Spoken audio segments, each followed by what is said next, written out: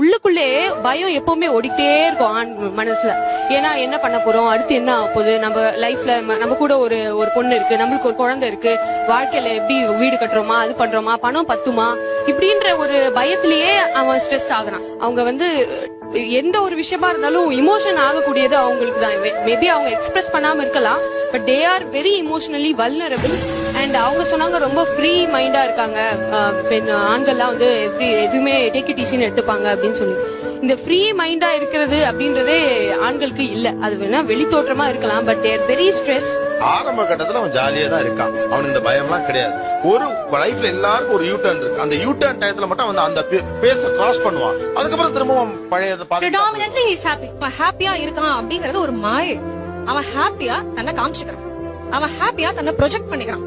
அத நம்ம மாஸ்க் என்ன வேணா சொல்லலாம். இப்ப எனக்கு என்னன்னா, என் மூட் அவுட் அப்படின்னா என்னால 5 hours வரை அந்த மூட் அவுட்ல நான் இருக்க முடியும். I personally feel man knows the art of living, the temporary living. அந்த ஆர்ட் ஆஃப் டெம்பரரி லிவிங் ஆணுக்கு பெண்ணை விட ஹி இஸ் பிளஸ்ட் அப்படின்னு நினைக்கிறேன். இப்ப இங்க இருக்கும்போது ஒரு ஸ்ட்ரெஸ் இருக்கும், இங்க இருந்து இறங்கின உடனே அவன் அந்த ஸ்டேஜ்ல என்னவோ, it doesn't mean that he let out everything and he's just moving on to a new thing.